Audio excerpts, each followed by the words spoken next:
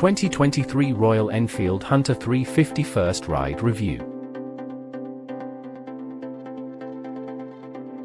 It was 9 p.m. by the time I threw a leg over the Royal Enfield Hunter 350, but the streets of Bangkok never sleep. Some night markets were just opening as vendors hung Balenciaga and Gucci handbags from the roofs of their colorful tents. Food vendors lined every street corner, grilling chicken skewers, tossing fresh pad thai, selling dried squid jerky. From the high-rises of Sathorn Road to the Pak Kret district outside of town, the city is a full sensory experience. We were riding right through its heart.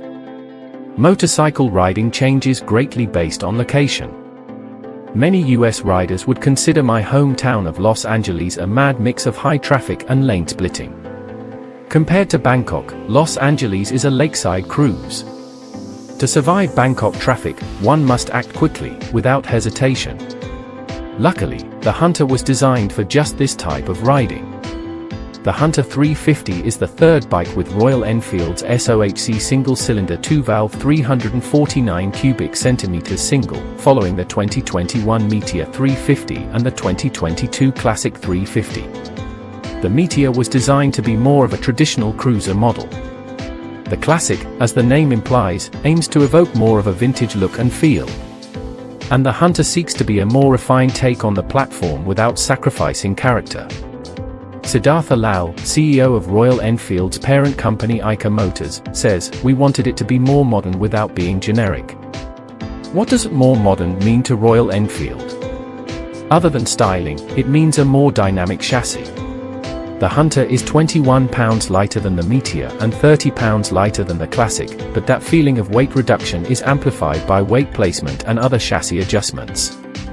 A steeper rake and shorter trail contribute to a shorter wheelbase than the previous 350 models, adding up to lighter handling. Front and rear 17-inch wheels help with quick steering while also opening the Hunter up to some of the best aftermarket on-road rubber available. From picking it up off of the side stand to low and mid-speed handling, the Hunter feels much lighter than its 350 counterparts. Our riding group was small and capable. It would need to be to get through the city. Our chins bounced from right shoulder to left, checking oncoming traffic as we pinned throttles, left the comfort of our hotel, and entered the urban jungle of Bangkok streets. Leading the ride was a Bangkok native named Sam. He had run our route dozens of times in practice, enough to ride it without navigation.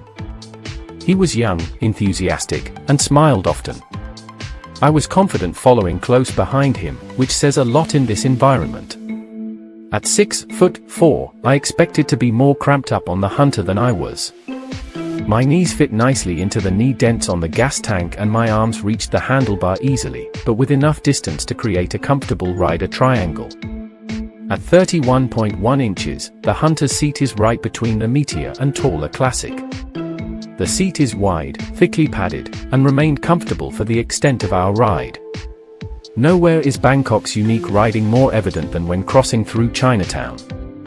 Bright lights and neon signs flash at you from tall buildings lining the one-way four-lane road. Cars inch along in a dense grid. Scooters weave through traffic like an old carnival disc game, never going more than 1 or 2 car lengths before bouncing a lane left or right.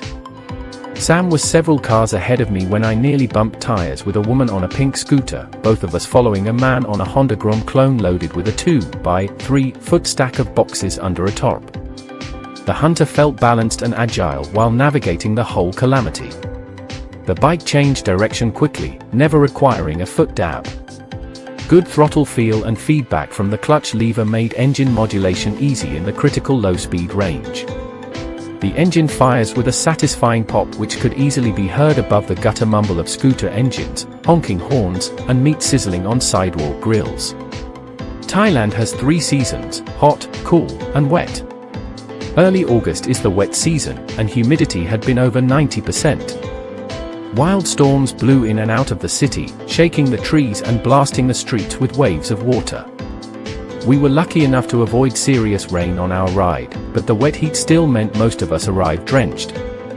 Maybe rain would have been nice, I thought as we passed massive golden temples and countless shrines to Thailand's King Rama X. The farther we moved from the center of the city, the more we were able to explore the 349 cubic centimeters engine's rev range. Although engine hardware is identical from Meteor to Classic to Hunter, the Hunter has been given a new throttle map to sharpen engine response at the initial opening. Fueling feels slightly more aggressive off the line, but overall character is very similar to the other Royal Enfield 350 engines. Claimed numbers are identical at 20.2 horsepower and 19.9 pound-feet at 50 miles per hour. The engine purrs along with a nice rumble and feels strong while accelerating up to 60 miles per hour. Anything faster than 60 takes a little longer to reach, though like the Meteor, the Hunter is capable of getting up to 75 miles per hour with enough run-up. If you're looking for a highway cruiser, this isn't your bike, though it's fine for short highway jaunts if needed. Bangkok's roads are generally well maintained, so the stiffer suspension on the Hunter felt well tuned for the environment. Square-edged bumps, potholes, or joints in the pavement were felt, but not to the point of being shocking or painful. The rear shocks have 4 inches of travel and are preload adjustable on 6 levels. They were on their lightest setting during our test, a tune that was fine for my 180 pounds.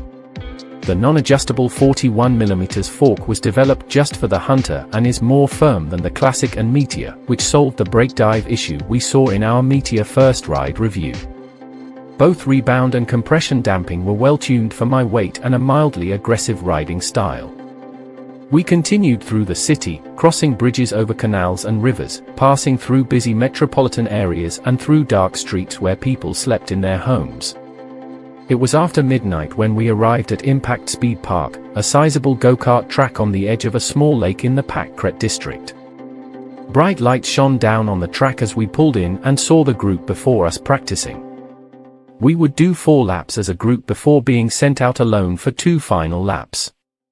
Handling on our ride through the city had been so intuitive that it took a pause like this to sort of realize it. The Hunter's agility makes it easy to focus on traffic in the congested streets, and in Bangkok an incredible amount of focus is necessary. But now, on the track, we were able to really concentrate on the machine and its performance. At the flagman signal, we dropped our clutches and headed into the first corner. The Hunter's chassis felt stiff and firmly planted as we navigated the first S-turn. Through the second turn, a double apex, the bike held its intended line with little effort and no deviation. Feel and feedback at the front brake lever are surprisingly good considering the bike's price range. Rear brake performance was just as impressive, though the brakes need big inputs to get a strong reaction. By the third lap, I was getting to know the turns and pushing the bike a bit more. It was capable and felt as if it was delighted to be prodded. Deep into a sweeper on my 4th lap, my rear tire started to slip out. I was reminded that these new CEAT tires, specially developed for the Hunter, are not designed with road racing in mind, so I reeled it in and rode it like an Enfield 350 should be ridden. Still, the Hunter was incredible fun on the track. Given more time to learn the track and stickier tires, it could be even better.